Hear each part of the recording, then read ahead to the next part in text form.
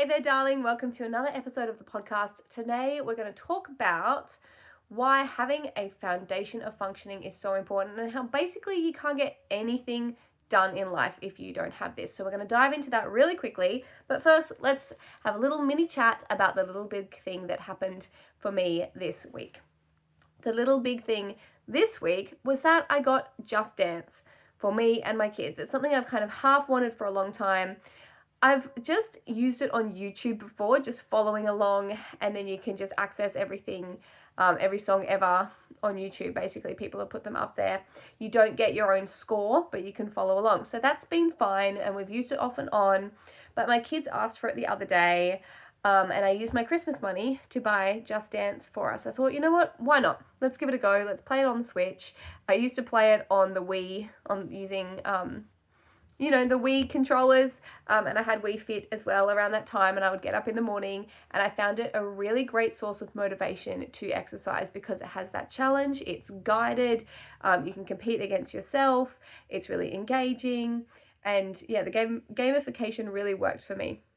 So we got Just Dance, I think 2023 edition or something, and I'm really enjoying it. We're not using it every day. I'm not forcing it into our routine, but the kids sometimes ask to do it, or if I get up in the morning and I run out of time for exercise and they want to do Just Dance, it's really great because it hits so many points at once. I can exercise and get that movement while getting that connection time with my kids, but also dancing is so good for you. It's so good for your brain. That movement gets all those brain chemicals from moving. You get dopamine, you get endorphins. Your brain also has a challenge of trying to follow the steps and the choreography, which is really good for brain well-being long term, to have some sort of challenge like that. It's also really, really good for regulation because you're moving your body, because you're focusing, because you're doing these little tasks that give you dopamine. It's a great thing for regulation, and that mental challenge increases your capacity and your capability as well. So I've been loving that. We've done it probably 3 times, and it's a really great option. So that's the little big thing that's been happening in my life. Now, let's dive into the topic of today. The topic is, if you want anything in your life, you need functioning and capacity first. And this is why life is inherently easier for neurotypical people, because they just have a better level of functioning, a higher level of capacity in the first place. Now, usually if you want to achieve something in life, you take steps towards it. You see the thing, you take the actions towards the thing, you find strategies to get the thing, you push yourself towards the thing, you create progress towards the thing. But this kind of steamrolling ahead does not work for neurodiverse people. Because when you do this, if you push yourself beyond your capacity, if you use willpower to do something, it will be unsustainable. Willpower is not sustainable. If you are pushing when you don't have the energy, if you don't have the capacity, it will be unsustainable. You will burn out. You will be inconsistent. Now, obviously, if we want something, we want it to be consistent and sustainable. We want to have it long term. We don't just want to have a taste of it and then it fall apart or fail, and then we feel terrible about ourselves. This is one of the really hard things about being neurodivergent, is that inability to create consistency and the effect that has on our self-esteem and also just on our life goals. We all want life to look a certain way. We've all got dreams and aspirations about how we want life to look and how we want life to feel. And if you are burning out and not being able to achieve your dreams, if you're starting and stopping projects that are really meaningful to you, it's quite upsetting. Now, the thing with being neurodivergent is we need to have consistency a different way. We don't have this consistency where it's steady on an ongoing basis, 9 till 5. We might have some stops and starts. We might switch out our interests. But the way we be consistent, in a nutshell, is to keep coming back to the same thing and progressing with it in our own way. We can have a different flavor towards it. Like if your goal is to move your body every day, it doesn't have to look the same every day. And this is where there's a difference between devotion and discipline. With devotion, we want the outcome. We want our body to feel good. We want to exercise and move our body. With discipline, we're focusing on the action. We want to do this particular exercise every day. When we're neurodiverse, we often need that flexibility within the structure, especially for those of us who are ADHD, who are autistic and ADHD at the same time. It's a bit of a balance. So where was I going with this? We need that consistency, and we can have consistency in this different way. But in order to even do that, in order to keep coming back to the same thing, in order to be able to bring our focus back, in order to be able to take a break and then come back to the same thing, we need to have functioning. If we are not functioning, if we don't have capacity, we're going to be too tired. We're going to be distracted. We won't have the energy to do the thing or be consistent with the thing. The thing about consistency when you're neurodiverse is you want a thread of consistency. It doesn't have to be working on it wholeheartedly 9 to 5 every single day, but you want a little thread of consistency. And to have that thread of consistency, you need the functioning. If you don't have capacity, if you don't have a base level of functioning, you are going to spend your life, all of your energy, just cobbling together your functioning. There are 5 pillars when it comes to functioning well. Obviously, that's not the neuroscience of it. This is my 5-pillar method. With the 5-pillar method, we have things that influence our functioning and are influenced by our functioning. And the main ones are your mind, your emotions, your body, and your environment. And then I have the 5th one, which is soul, and that's where your nourishment comes from. It could be spiritual if you're spiritual, or if you're not spiritual, it's just anything that fuels your soul. So you're getting dopamine, you're feeling connected into some sort of purpose, you're connecting in with your passions. It's like that higher level. And all of these 5 things play into each other. If your mind is well, your emotions are more likely to be well. If your body's well, your mind is more likely to be well. If your environment is well, then your emotions are more likely to be well, and so on. So these are the 5 pillars of functioning. Now, when you have these 5 pillars, you create a platform, a foundation. And if any one of those pillars is starting to crumble a little bit, say that something has happened to kind of rock your emotions, you can notice that that's in the emotion category, and then you can start working on it and renovating it until it's strong again. But when you keep all the other pillars up, when they're all healthy functioning, apart from that one, then you can focus on that and you'll stay steady while you're bringing that up. This 5-pillar method is great. This is what I use. I worked on this for the last 18 years. And originally I thought I was working on all these little things. I had to work on hydrating myself. I had to work on sleeping well. I had to work on my emotions. I had to work on regulation and stress. But actually they all come under these pillars. And seeing it like this is an easier way to manage it. There are other metaphors that aren't quite so good. Like life is like juggling balls. But then if you drop a ball, then all of them fall apart. That's the problem with that metaphor and that way of approaching it. There's another one, which is that life is like having a gas burner and you've got different hot plates, but you can't have all 4 hot plates on high. You can't be cooking on 4 hot plates because it's too much. You can only focus on 2. That's another metaphor there. But again, it doesn't quite fit well, because how do you manage all these things at once? And my idea was there must be a core thread. There must be a key to all of this. And it has to be easier than feeling like you're juggling all these different areas. And that's why I really love this 5-pillar method, is because these are the things that keep us feeling steady. And then if one needs addressing, we can look after it. But they're not all going to fall apart at the same time unless we don't notice it and it completely crumbles.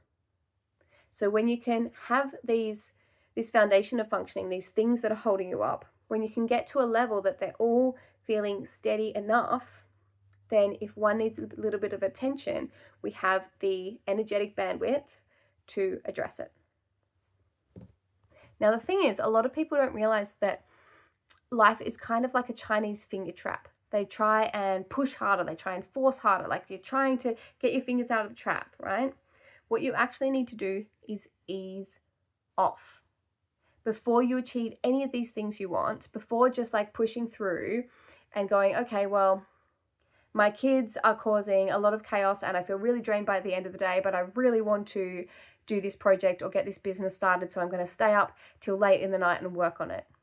That's not sustainable. Instead of doing that, you need to take a load off first. And that doesn't necessarily mean put your kids in childcare or whatever it may be. It means managing life and taking things off your plate so that you can free up some energy. And in that example, that's a bit complicated because there's practical things at play as well. But there are things we can take off our plate. There are ways we can automate life to free up energetic bandwidth.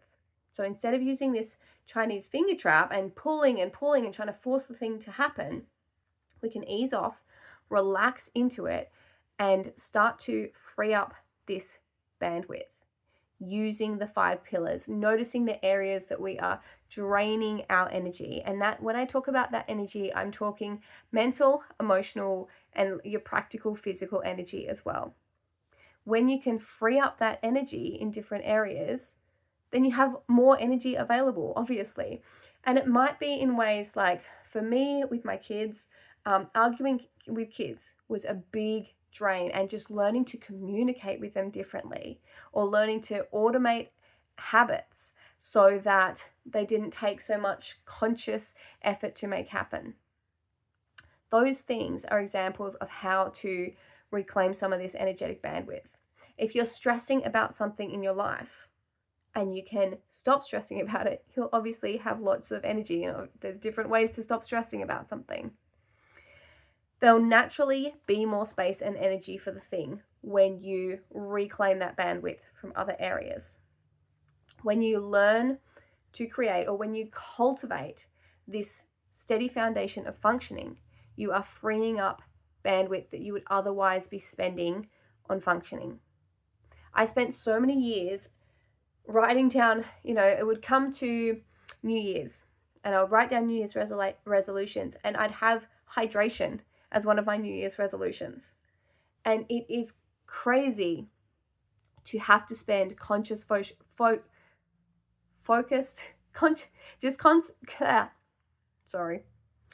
It's crazy to have to spend conscious, focused effort on something so basic. And I can't tell you how much energy I was draining from that kind of thing. That's an environment example. A mind example would be overthinking things that actually you can't change. An emotional example would be, probably having arguments with the kids was a really big one for me. Having challenges with kids, that's also kind of an environment example. And a body example would be exercising too hard and then burning myself out.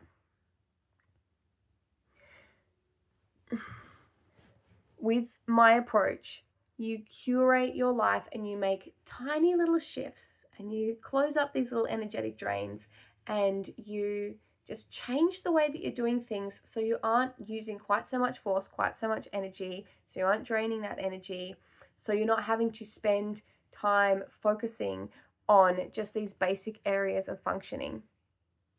When you can learn yourself and learn these pillars and have that steady foundation, any way that you progress beyond that, any projects you're doing, any passions you're following, any business you want to start, or maybe you want to write a book, or maybe you just want to have more time and energy for fun and connection with your family. Maybe it's anything that's going beyond that basic level of functioning. When you have a steady foundation and it's coming off this steady foundation, that progress will grow and grow. But if it's a shaky foundation, anything you build will fall apart as soon as you drop those juggling balls, right? Anytime you are making progress forward and then suddenly your mind, emotions, or your body are having big or issues that just take focused effort, then you have to divert that effort from the other things that you want to be doing, from those higher level projects.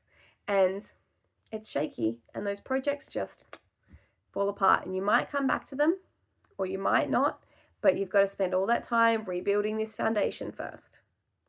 So when you can have that steady foundation, it's solid.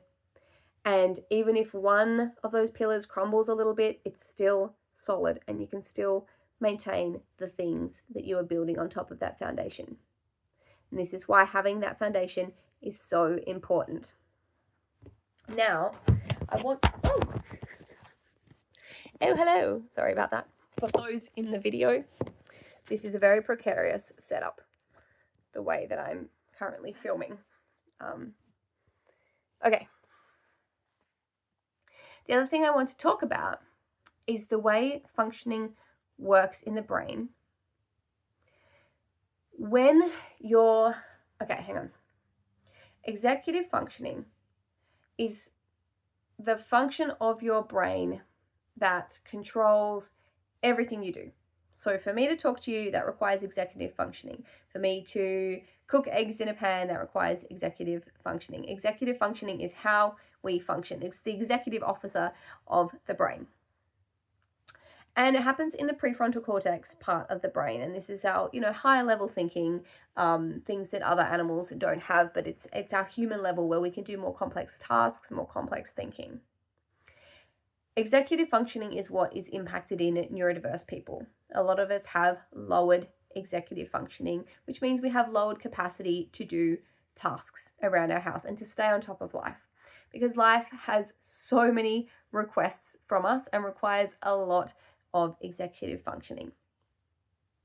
So when we talk about neurodiversity and increasing our functioning in order to be more in control and more organized in our life, or for our kids, it might be increasing their functioning to have more independence or communication skills, social skills, emotional regulation. All those things apply to adults as well. We're talking about the executive functioning part of the brain. And the way most people approach this is to give strategies to push forward and have that progress, like I talked about initially, to get the thing done, to give you a skill or a strategy to get the thing done. But for so many years, I thought there must be a key to all of this. It just didn't sit right with me, the way that we were approaching neurodiversity and how complicated it was. I thought there must be a common thread. There must be something at the core of this. From what I'm seeing, neurodivergent people function differently. Their brains function differently. But the therapy that's happening is to find tricks to teach neurodivergent people how to function like neurotypicals, how to get this done and that done, how to stay organized on top of your housework, and how to get places on time. And all of those things are nice, but those things are like surface level actions. And what you're doing when you teach a strategy to do the surface level action, it's a band-aid solution. When we take that a step back and we look at that executive functioning part of the brain, when there is too much demand on your brain, when you are stressed, your prefrontal cortex shuts down, which means your executive functioning is impaired. You cannot function as well as if you were at full capacity. So, therefore, the less stressed you are, the higher capacity you actually have. I notice this in my own life. When I'm quite dysregulated, I might stumble over my words. I might be more physically clumsy. It's harder to think. I don't feel like making dinner. I don't feel like doing basic tasks. And it's harder to do more complex things as well. So I can see that my regulation affects my capacity. And when we look at it that way, if we want to increase our capacity, rather than finding strategies or hacks to do those things, what we actually want to be doing is finding ways to increase our capacity or lower the demand.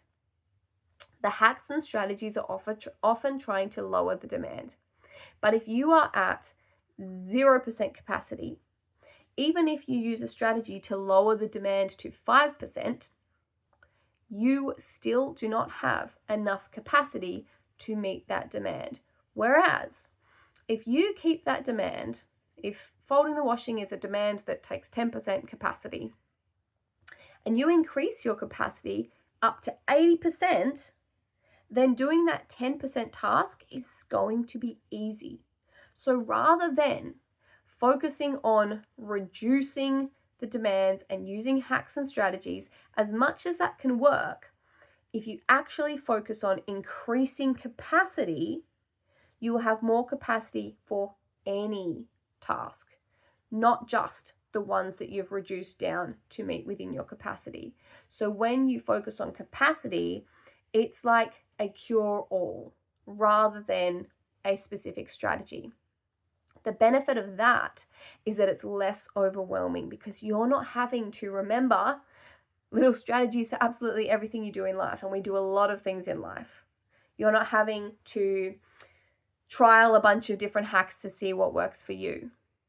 It's one solution. It's one key. And what's more is when we talk about increasing capacity, that can sound super boring. Increasing capacity. What does that mean? Oh, I don't want to do that. But remember what I said before? I said that stress reduces capacity.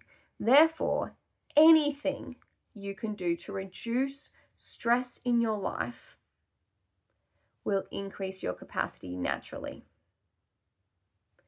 If you can take weight off, like I said, those strategies can definitely work, or you can reclaim your energetic bandwidth from other places. Like I said, my 5-pillar method is designed to do that. It's designed to help you maintain your mental, emotional, and practical bandwidth. When you can do that, you increase your capacity. Even having more fun in your life reduces stress, increases dopamine, which helps with motivation, helps increase capacity, and helps you do things. This is such a key that I don't hear people talking about. If you can have less stress and more fun in your life, if you can feel better, you will function better. And that's what my method's all about. If you feel better, you function better. So to feel better, there are so many different things we can do. We can reduce the impact of things. We can have more fun. We can shift the way we're doing things so we have a different outcome. We can change the way we talk to our PDA kids, because if you can change that language, you'll have less resistance and then you'll drain your energy less. You can automate your habits so you don't need to spend willpower and energy every day on doing the thing. It happens without even thinking. There are so many strategies, and that's what's at the key of living well as a neurodiverse person. If you feel better, you function better. So do what you can to feel better within a healthy way of doing so. So that's my insight for you. And it's kind of going back to what I said about the Chinese finger trap. We can try and force, we can try and push through to the outcome and the strategy. We really want our fingers to be released. But if you just ease off, if you relax into it, you'll have a better outcome. You'll be freed up. So I hope this episode has been helpful for you. It's a little bit shorter than the other ones, but it's such a crucial topic and it's at the core of what I teach. And I literally have spent the last 18 years of my life experimenting, reflecting, learning, like a scientist in a lab, just like, tweaking this and that. What happens if I put this green bubbly potion into this purple fluoro one? And then finding that key at the center of it all. This last year, everything's really come together, and then I put it into practice, this 5-pillar method, because before that, I was working on strategies, I was working on things, but I hadn't clicked it into place. So I hope you hear more of this around. I hope this message can spread. I hope neurodiverse people can realize that we just need to do things differently in a way that works for our brain. And even though people are trying to get that, it still hasn't quite clicked that actually a lot of things are just trying to get you to do neurotypical things in a neurodiverse way. You need to feel good at the center of it all. You probably want to have control over your life and be on time for things and have an organized house, but you need to do that in a way that works for you. And rather than layering on strategies or layering on guilt about it or stress about it, you can take that all away and focus on increasing your capacity by first feeling better, functioning better, and that will increase your capacity to manage all things better. So, what am I letting go of and letting in this week? I'm just going to take a second. What I'm letting go of is an emotional load.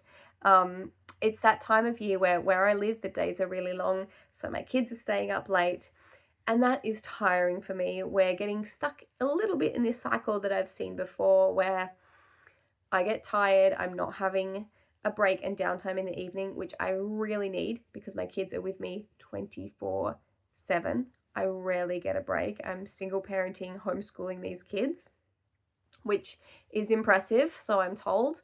But the way I manage that is by having breaks throughout the day, looking after myself, looking after those 5 pillars, but also at the end of the day, getting that time to myself.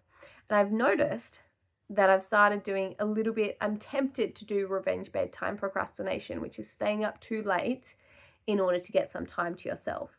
But what I'm trying to do is to do that in reasonable bursts. Give myself an hour to watch TV or read. I can't wait to pick up a new book from the library tomorrow and just have some time to myself so I can wake up and be fresh with the kids the next day, because if I'm grumpy with them, it just spirals. Their behavior gets worse and then I get grumpier with them.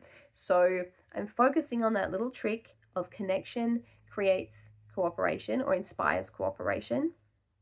And the better I connect with my kids, the better I communicate with them, the better responses I get from them. So this morning was a bit messy. People were grumpy. Kids were they weren't actually grumpy. They were just putting a bunch of demands on me. They couldn't decide what they wanted to do, and it was all stuff they needed me for. But I needed a break. I was overwhelmed by the amount of things they were saying to me. So I went and had 15 minutes. I told them I need 15 minutes just to reset, and then I will come out and I will take one request. So we made cookies together, and they were with leftover M&Ms from our gingerbread houses. So they're rainbow cookies, which is really fun. And that was a nice activity to do together. So what I'm leaving behind, what I'm letting go of this week is this challenging week of not quite getting enough time to myself or enough sleep. And one thing I will do is when I pick up that book tomorrow is I'll be able to have some time to myself reading in the evenings while they read, and that will feel like a bit of downtime. But I need that time where there's not going to be someone just come and ask me something. Just, for an hour or two in the evening, just not have demands placed on me. So I'm letting go of that, and I'm letting go of the attachment to the cycle we're in and feeling like we're in the cycle. I'm opening up and letting in more freshness and cooperation and fun time and feeling good tomorrow. I'm bringing back that emotional pillar of foundation. I'm caring for that one. I don't know, I'm showing on the video, I'm just like picking a random finger. I don't know if it's the emotional one, by the way. I'm just picking a random finger. So that's the pillar I'm working on, and thankfully I've got these other things that are being looked after at the moment. So it's holding my foundation and my table nice and steady, which is great. I love this method that I've created, because for years, I probably should have said this at the start, for years I was stopping and starting and actually like physically burning out as well. Like I had chronic fatigue for a while there that I had to recover from, and I've only just got to the point where I can exercise regularly, because I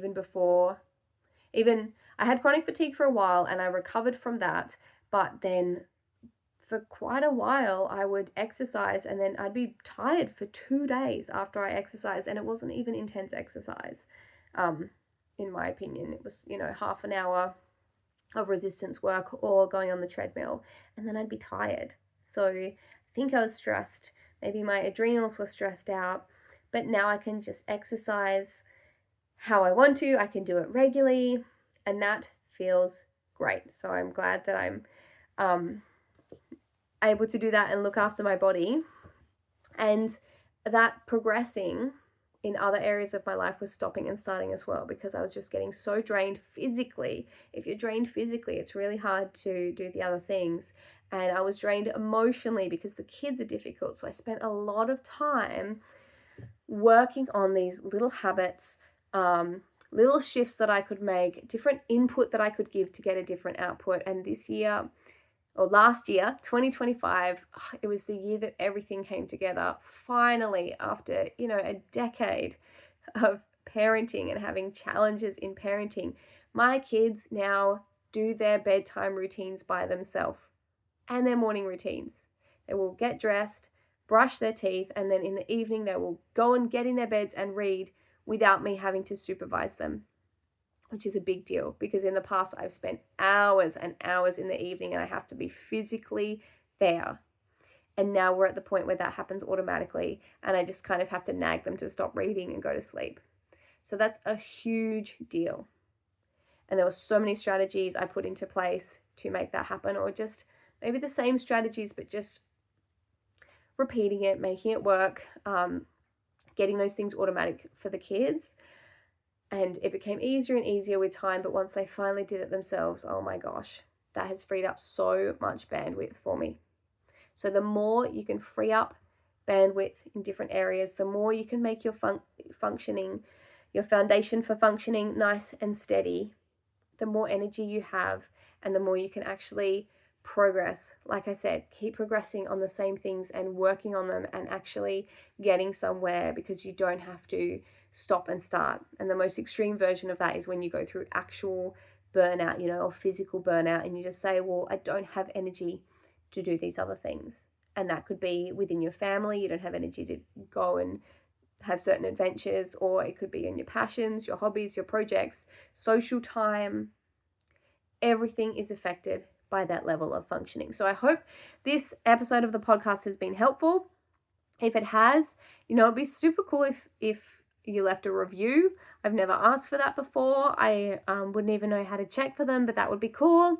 Or if you share it with someone, because I would love, my mission is to get this message out to more and more people, because I believe in it wholeheartedly. And like I said, I've been the scientist in the lab and I've found what works. So it's time for a revolution. If you want to join that revolution, you can go to marleydarling.com and check out my resources. I'm going to be tweaking them again soon. But now's your chance to go and check out what's available at the moment. And I'm excited for big things coming in 2026. So I'll see you in the next episode. Bye.